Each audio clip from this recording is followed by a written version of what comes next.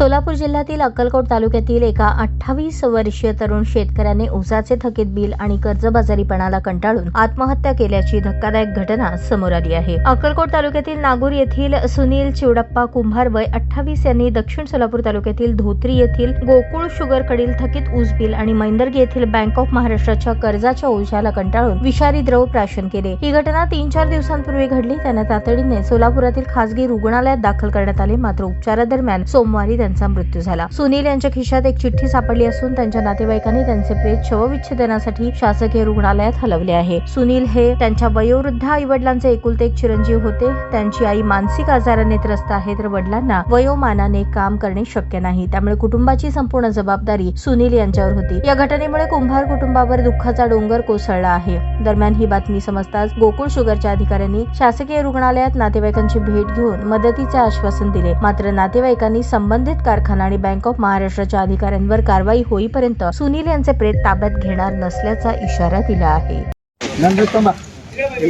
गेल्या 10 दिवसापूर्वी नागूर येथील शेतकरी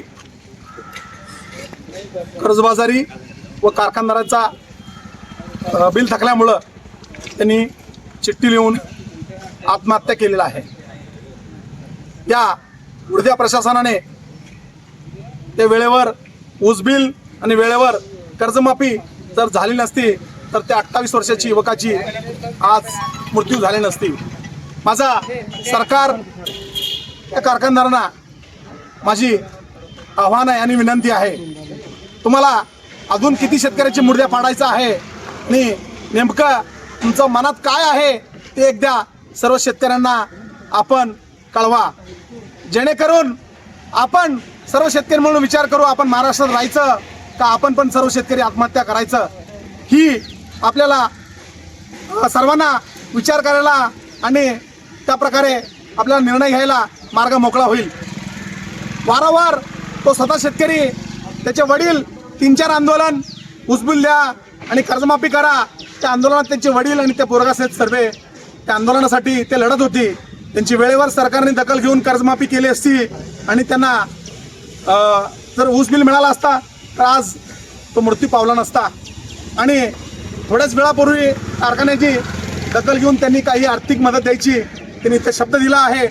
आम्हाला जेवढी कारखानदार आहे तेवढी सरकार आणि तो बँक ऑफ महाराष्ट्राचा तो मॅनेजर त्यांनी घरी जाऊन त्या शेतकऱ्यांना त्यांनी धमकावलंय, त्यांनीही मोठ्या प्रमाणात त्यांनी जबाबदारी त्याचीही त्या बँक ऑफ महाराष्ट्राच्या मॅनेजरची आणि त्यांची स्टाफची आहे।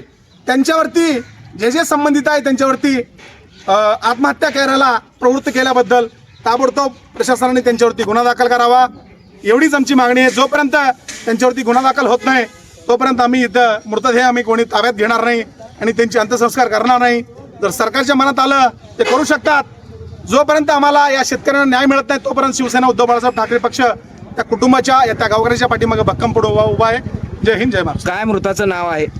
सुनील चिवडप्पा नातेवाईकांची शंकर कुंभार राहणार नागपूरचं आहे। आता जे त्यांचं कोण लागतं ते सांगा त्यांना। 20 पिले ते माझा भातचा आहे। 10 दिवसापूर्वी त्याने 20 पिले, त्याच्या कर्जबाजारीमुळे तो 20 पिले आणि कारखान्याचं बिल त्याच्या वेळेवर भेटलं नाही म्हणून तो त्या कारखान्याच्या नावावरती बँकेच्या नावावरती चिठ्ठी लिहून तुम्हाला पावलं। काय नाव होतं? त्याचं नाव सुनील चिवडप्पा कुंभार। काय वय होतं त्याचं? वय 28 वर्ष।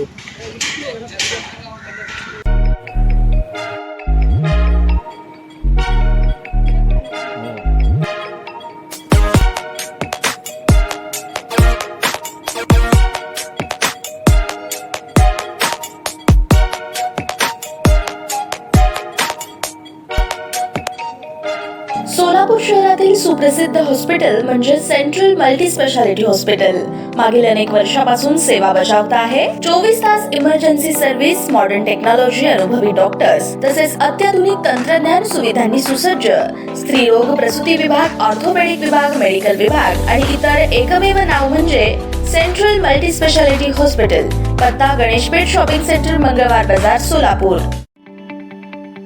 ताज्या बातम्या पाहण्यासाठी प्राईम महाराष्ट्र न्यूज चॅनलला सबस्क्राईब करा।